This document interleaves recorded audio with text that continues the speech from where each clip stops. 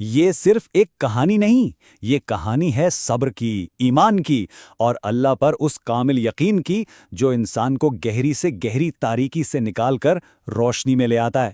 چلیں حضرت یوسف علیہ السلام کے اس سفر کو محسوس کرتے ہیں جو آج بھی ہمارے دلوں کو چھو لیتا ہے۔ السلام علیکم ورحمۃ اللہ وبرکاتہ۔ آئیے اس روحانی سفر کا آغاز کرتے ہیں۔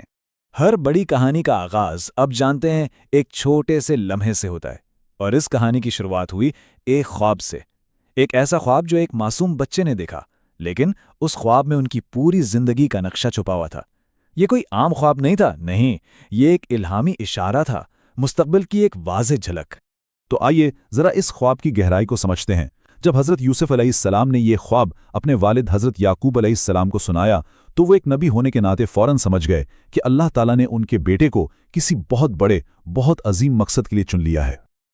لیکن جہاں ایک طرف والد کی سمجھ اور محبت تھی، وہیں دوسری طرف بھائیوں کے دلوں میں حسد کی آگ بھڑک اٹھی۔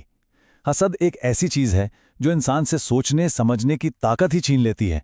والد کی یوسف سے وہ خاص محبت اور پھر یہ خواب، یہ سب ان کے لیے برداشت کرنا مشکل ہو گیا، اور بس یہی حسد اس عظیم آزمائش کی پہلی سیڑھی بن گیا۔ اور بس یہیں سے شروع ہوتا ہے آزمائشوں کا وہ لمبا سفر، ایک ایسا سفر جس نے حضرت یوسف علیہ السلام کے صبر اور ایمان کو ہر قدم پر پرکھنا تھا۔ ہر موڑ پر ایک نئی مشکل، لیکن کمال یہ تھا کہ ہر مشکل کے ساتھ اللہ پر ان کا یقین کمزور نہیں بلکہ اور بھی مضبوط ہوتا چلا گیا۔ سوچیں ذرا، وہ اپنے والد کے سب سے پیارے، سب سے لاڈلے بیٹے تھے۔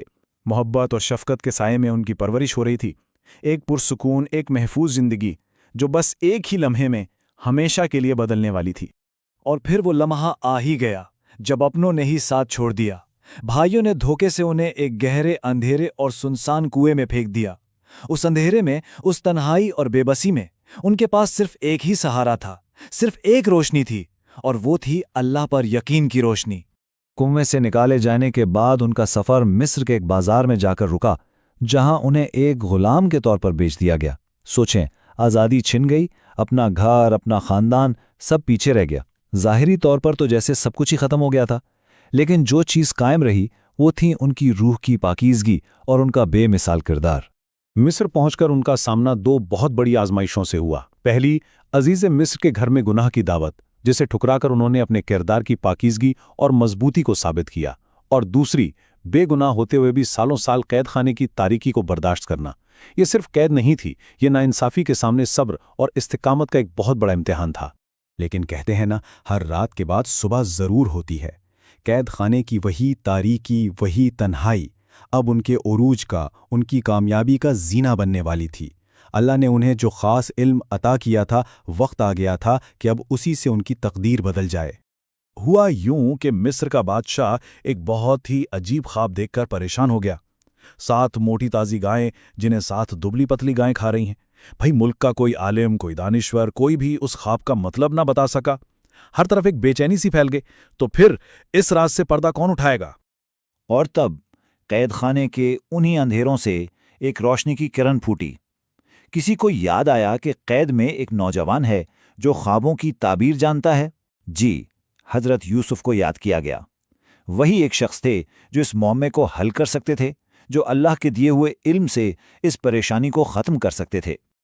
اور حضرت یوسف علیہ السلام نے نہ صرف اس خواب کی صحیح تعبیر بتائی، بلکہ اپنی حکمت اور دانائی سے آنے والے قید سے بچنے کا ایک پورا منصوبہ بھی پیش کر دیا۔ ان کی اسی حکمت نے پورے ملک کو ایک بڑی تباہی سے بچا لیا، اور نتیجہ، وہ قیدی سے سیدھا سلطنت مصر کے وزیر اور خزانوں کے محافظ بن گئے۔ اب وقت کا پہیہ گھوم کر وہیں آ گیا تھا جہاں سے یہ کہانی شروع ہوئی تھی۔ برسوں بعد قسمت انہی بھائیوں کو حضرت یوسف علیہ السلام کے سامنے لے آئی جنہوں نے کبھی انہیں کنویں کی گہرائی میں دھکیل دیا تھا۔ ذرا حالات کا یہ پھیر تو دیکھیں۔ ایک طرف قحط اور بھوک کے مارے ضرورت مند بھائی کھڑے تھے، اور دوسری طرف مصر کے وہ طاقتور وزیر جنہیں وہ پہچان تک نہیں پا رہے تھے، اور حضرت یوسف وہ خاموشی سے ان کی تقدیر اپنے ہاتھ میں لیے کھڑے تھے۔ یہ لمحہ انتقام کا ہو سکتا تھا، لیکن یہ انتقام کا نہیں، معافی اور رحمت کا لمحہ تھا۔ دہائیوں کا درد، جدائی کی تکلیف، وہ سب کچھ سہنے کے باوجود حضرت یوسف علیہ السلام نے انتقام پر رحم کو چنا اور اپنے بھائیوں کو کھلے دل سے معاف کر دیا۔ یہ ہے کردار کی وہ بلندی جو صرف اللہ کے خاص بندوں کو ہی ملتی ہے۔ حضرت یوسف علیہ السلام کی پوری زندگی اس ایک بات کی زندہ مثال ہے کہ صبر کا پھل واقعی میٹھا ہوتا ہے۔ ہر آزمائش، ہر تکلیف، ان کا ہر آنسو دراصل ایک بہت بڑے انعام کی تیاری تھی، ایک عظیم مقصد کی تکمیل کا حصہ تھا۔ اور اس پوری داستان کا سب سے بڑا سبق، اس کا نچوڑ یہی ہے، بے شک اللہ صبر کرنے والوں کے ساتھ ہے۔ صبر کا مطلب صرف انتظار کرنا نہیں ہوتا، بلکہ اس پختہ یقین کے ساتھ انتظار کرنا ہوتا ہے کہ اللہ بہترین منصوبہ ساز ہے اور وہ اپنے بندوں کو کبھی بھی تنہا نہیں چھوڑتا۔ اللہ ہم سب کو صبر اور ایمان کی دولت عطا فرمائیں۔ السلام علیکم ورحمۃ اللہ وبرکاتہ۔